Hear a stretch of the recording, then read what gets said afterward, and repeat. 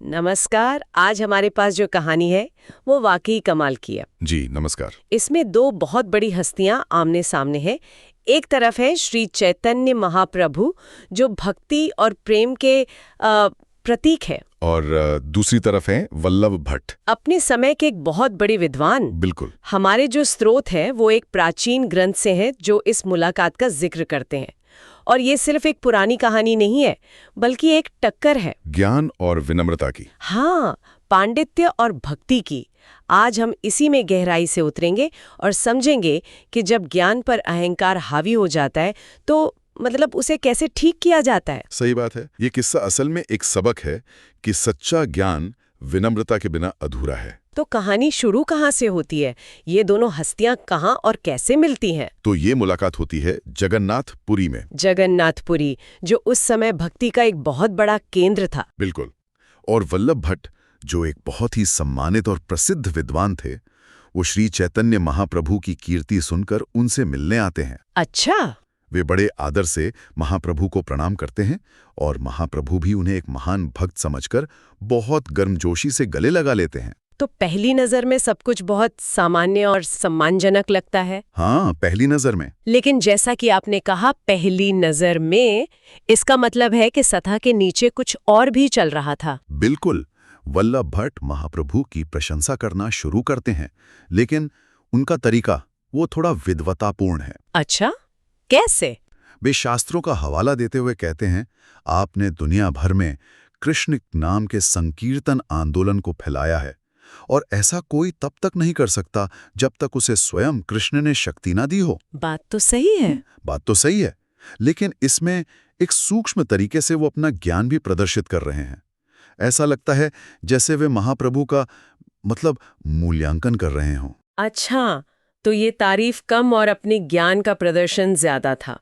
और महाप्रभु ने इस पर क्या प्रतिक्रिया दी? मुझे लगता है यहीं से कहानी में मोड़ आता है। यहीं से बात दिलचस्प हो जाती है। कोई भी सामान्य व्यक्ति इतनी बड़ी प्रशंसा सुनकर खुश होता, लेकिन महाप्रभु इससे पूरी तरह से अस्वीकार कर देते हैं। पूरी तरह से। हाँ। वे बहुत विनम्रता से कहते हैं, मैं तो एक मायावादी सन्यासी हूं, मुझे कृष्ण भक्ति के बारे में क्या पता। एक मिनट, उन्होंने खुद को मायावादी सन्यासी क्यों कहा?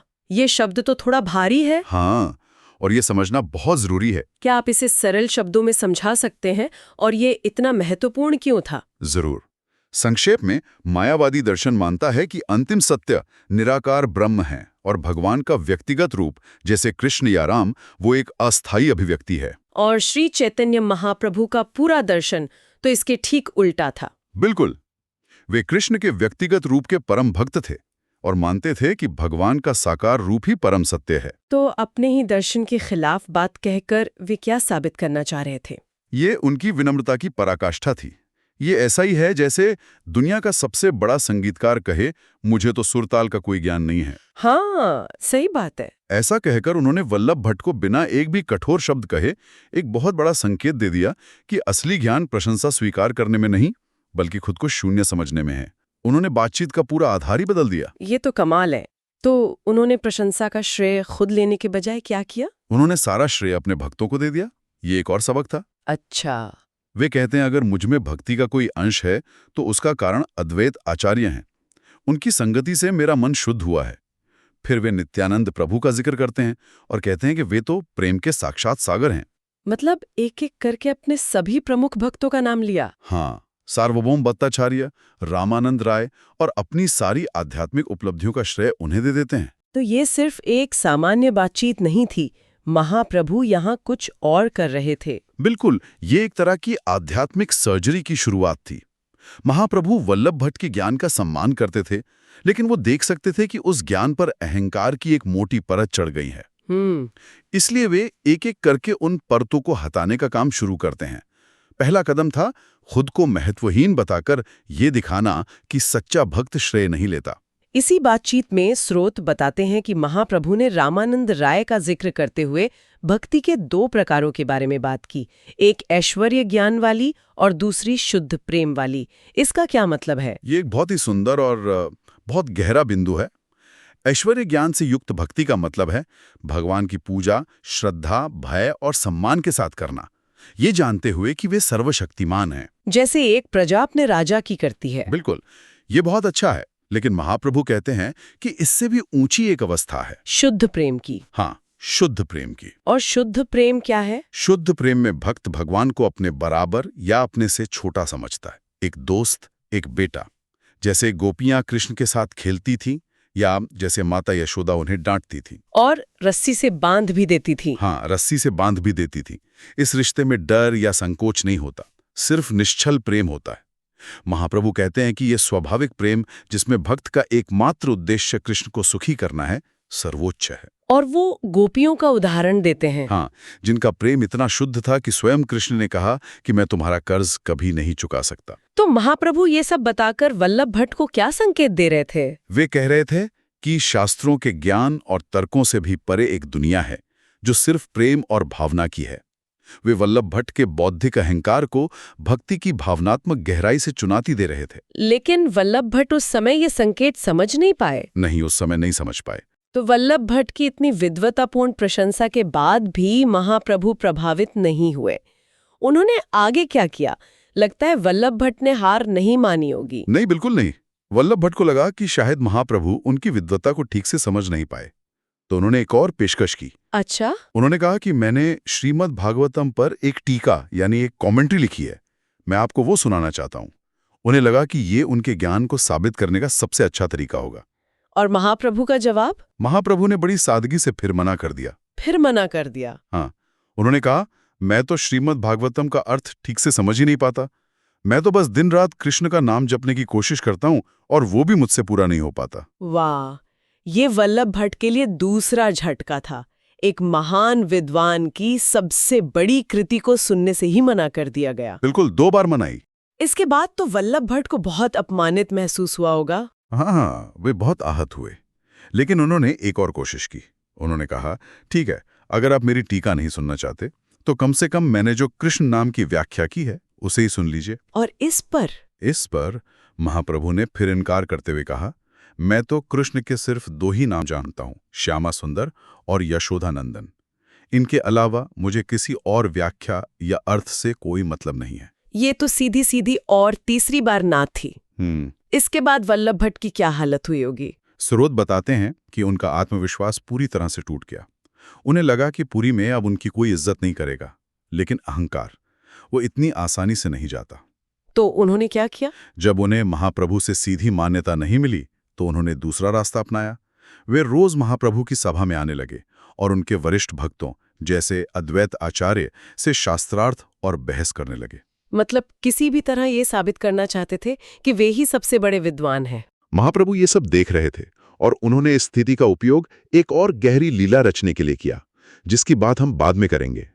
लेकिन पहले उस शास्त्रार्थ पर वापस आते हैं। हाँ, तो एक दिन वल्लभ भट्ट ने सभा में एक बहुत चतुर तर्क रखा। हाँ, उन्हें लगा कि अब उन्होंने सबको फंसा लिया है। उन्होंने कहा, शास्त्रों के अनुसार हर जीव प्रकृति है, यानी स्त्री स्वरूप, और एकमात्र पुरुष श्री कृष्ण है, जो सबके पति हैं। ठीक है। और धर्म कहता है कि एक पतिव्रता स्त्री अपने पति का नाम नहीं लेती, तो फिर आप सब दिन रात कृष्ण कृष्ण नाम का जप कैसे करते हैं? ये तो धर्म के विरुद्ध है। ये तो एक बहुत ही चतुर तर्क है। एक पतिव्रता स्त्री पति का नाम नहीं लेती, ये बात तो शास्त्रों के हिसाब से सही लगती है। महाप्रभु ने इसका जवाब कैसे दिया? क्या वे इस तर्क से असहमत थे? नहीं, उन्होंने तर्क का खंडन नहीं किया, बल्कि उसी तर्क को एक ऊंचे स्तर पर ले गए। अच्छा? महाप्रभु ने शांत भाव से कहा, आपने जो कहा वो सही है, लेकिन एक पतिव्रता स्त्री का सबसे पहला धर्म अपने पति की आज्ञा का पालन करना होता है। हाँ, बिल्कुल। और हमारे पति श्री कृष्ण की सीधी आज्ञा है कि मेरा नाम निरंतर जपो।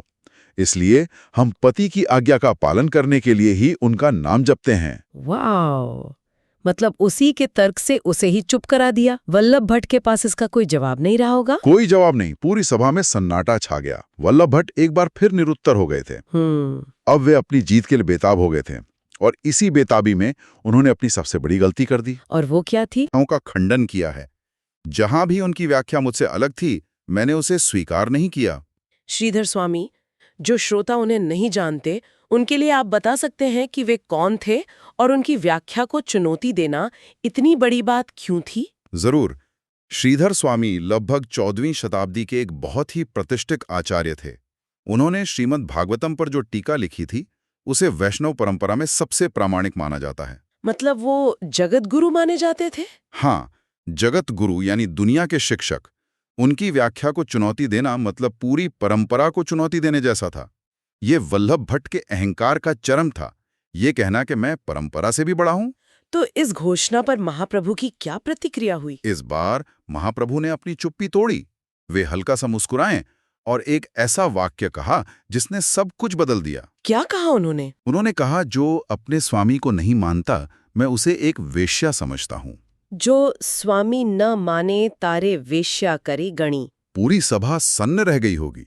ये तो बहुत ही कठोर टिप्पणी थी। बहुत कठोर। और यहाँ स्वामी शब्द के दो अर्थ थे। एक मतलब था पति और दूसरा जाहिर है श्रीधर स्वामी। ये वल्लभ भट्ट के अहंकार पर अंतिम और सबसे गहरा प्रहार था। ये दिव्य सर्जरी का आखिरी चीरा था। बिल्कुल। लेकिन एक पल के लिए रुकते हैं। क्या महाप्रभु का तरीका कुछ ज्यादा ही कठोर नहीं था? सबके सामने किसी इतने बड़े विद्वान को वेश्या से तुलना करना आज के समय में तो ये बहुत अपमानजनक लगेगा। हाँ, ये सवाल बहुत स्वाभाविक है। क्या इसका कोई और नरम तरीका नहीं हो सकता था? और इसका जवाब हमें वल्लभ भट्ट की उस रात की स्थिति से मिलता है। स्रोत बताते हैं कि उस रात वे भर गए लेकिन सो नहीं पाए। वे सोचने लगे कि महाप्रभु ने मुझे इतना अपमानित क्यों किया, और तब उन्हें आत्मज्ञान हुआ। उन्हें समझ आया कि महाप्रभु उनसे नफरत नहीं करते बल्कि उनके झूठे अभिमान रूपी रोग का इलाज कर रहे हैं। उन्हें कृष्ण की वो लीला याद आई। हाँ, जब कृष्ण ने इंद्र का घमंड तोड़ने के लिए गोवर्धन पर्वत उठाया था, उस समय इंद्र को भी बहुत अपमानित महसूस हुआ था, लेकिन वो कृपा थी। वल्लभ भट्ट को एहसास हुआ कि ये कठोरता असल में करुणा का एक रूप है, जो उनके आध्यात्मिक कल्याण के लिए जरूरी थी। बिल्कुल। उस अपमान ने उन्हें अंदर से झकझोर दिया और आत्मनिरीक्षण के लिए मजबूर कर दिया। तो अगली सुबह जब वे महाप्रभु से मिलने आए तो वे एक पूरी तरह से बदले हुए इंसान थे। कोई शास्त्रार्थ नहीं, कोई तर्क नहीं। वे सीधे महाप्रभु के चरणों में गिर गए। हाँ, और क्षमा मांगने लगे। उन्होंने कहा, मैं एक मूर्ख हूं जो आपके सामने अपनी विद्वत्ता का सागर दिखाना चाहता था। आपने मेरा अहंकार तोड़कर मुझ पर सबसे बड़ी कृपा की है।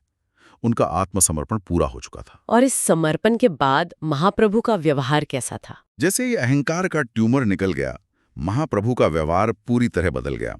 उन्होंने वल्लभ भट्ट को उठाया, गले लगाया और कहा, तुम एक महान विद्वान और भक्त हो, लेकिन जहां ज्ञान और भक्ति साथ होते हैं वहां झूठे अहंकार के पहाड़ की कोई जगह नहीं। श्रीधर स्वामी की आलोचना करना ही तुम्हारा झूठा अहंकार था। वे जगत के गुरु हैं, उनकी कृपा से ही हम भागवतम को समझ पाते हैं। तो उन्होंने इलाज के बाद दवा भी बताई? हाँ, उन्होंने कहा, अहंकार छोड़कर श्रीधर स्वामी के पदचिन्हों पर चलो और उनकी व्याख्या का अनुसरण करो और निरंतर हरे कृष्ण महामंत्र का जाप करो, तभी तुम्हें कृष्ण के चरण कमलों में आश्रय मिलेगा। अब उस उपकथा पर आते हैं जिसका आपने जिक्र किया था, गदाधर पंडित की। इस पूरी घटना में उनकी क्या भूमिका थी? ये कहानी का एक बहुत ही सुंदर हिस्सा है। जब वल्लभ भट्ट महाप्रभु के भक्तों के साथ समय बिता रहे थे तो वे गदाधर पंडित की विनम्रता और भक्ति से बहुत प्रभावित हुए थे और उनके करीब आ गए थे। हाँ, महाप्रभु ने ये देखा वे गदाधर के प्रेम की परीक्षा लेना चाहते थे, इसलिए उन्होंने वल्लभ भट्ट के सामने गदाधर पंडित से नाराज होने का नाटक करना शुरू कर दिया। वे ये छोटी छोटी बातों पर डांटते थे। वे ऐसा क्यों कर रहे थे? वे देखना चाहते थे कि क्या गदाधर का प्रेम बाहरी परिस्थितियों पर निर्भर करता है, क्या गुरु की डांट से उनका प्रेम कम हो जाता है। स्रोत में इसकी तुलना रुक्मिणी देवी की परीक्षा से की गई है। लेकिन गदाधर पंडित ने सब कुछ शांत भाव से सहा। बिल्कुल, उन्होंने कभी पलटकर जवाब नहीं दिया क्योंकि उन्हें अपने गुरु पर अटूट विश्वास था। और इसका अंत कैसे हुआ? जब वल्लभ भट्ट का अहंकार पूरी तरह से नष्ट हो गया, तब महाप्रभु ने गदाधर पंडित को अपने पास बुलाया और सबके सामने उनकी प्रशंसा की। उन्होंने कहा, मैंने तुम्हें उकसाने की बहुत कोशिश की, लेकिन तुम जरा भी विचलित नहीं हुए। तुम्हारी सहनशीलता और सादगी ने मुझे खरीद लिया है। और इसके बाद महाप्रभु ने वल्लभ भट्ट को उन्हें गदाधर पंडित से दीक्षा लेने की अनुमति दे दी, जो वल्लभ भट्ट की इच्छा थी। एक अभिमानी विद्वान ने विनम्रतापूर्वक एक गुरु को स्वीकार कर लिया। उनका रूपांतरण पूरा हो गया। तो इस पूरी कहानी को अगर हम समेटें तो इसका क्या मतलब निकलता है? ये ज्ञान और विनम्रता के बीच के रिश्ते के बारे में हमें क्या सिखाती है? ये कथा दिखाती है कि सच्ची आध्यात्मिक समझ केवल बौद्धिक निपुणता या शास्त्रार्थ करने की क्षमता से नहीं आती। असली चीज है हृदय का शुद्धिकरण, उसे अहंकार से मुक्त करना। महाप्रभु का तरीका एक दिव्य शल्य चिकित्सा जैसा था, उस पल में दर्दनाक लेकिन अंत में रोगी के परम कल्याण के लिए। उन्होंने वल्लभ भट्ट के अहंकार रूपी ट्यूमर को जड़ से काटकर निकाल दिया। एक मुख्य बात जो मुझे समझ आई वो ये है कि महाप्रभु अपने उदाहरण से सिखाते हैं। वे शुरू से ही लगातार प्रशंसा को अस्वीकार करते हैं और श्रेय दूसरों को देते हैं। बिल्कुल। जो वल्लभ भट्ट की शुरुआती पहचान की इच्छा के बिल्कुल विपरीत है। वल्लभ भट्ट अपनी पहचान बनाना चाहते थे, जबकि महाप्रभु अपनी पहचान मिटाकर दूसरों को आगे कर रहे थे। बहुत सही कहा। और श्रोताओं के लिए एक अंतिम विचार। ये कहानी बताती है कि कभी-कभी कुछ नया सीखने में सबसे बड़ी बाधा हमारा ये अहंकार होता है कि हम पहले से ही सब कुछ जानते हैं, और ये हमें नए विचारों और गहरी समझ के लिए बंद कर देता है। बिल्कुल। तो सोचने वाली बात यह है कि आज के हमारे जीवन में ऐसा कौन सा श्रीधर स्वामी या स्थापित ज्ञान हो सकता है जिसे हम या कोई और अपने अहंकार में खारिज करने का जोखिम उठाता है, और ऐसा करने में हम असल में क्या कुछ खो सकते हैं।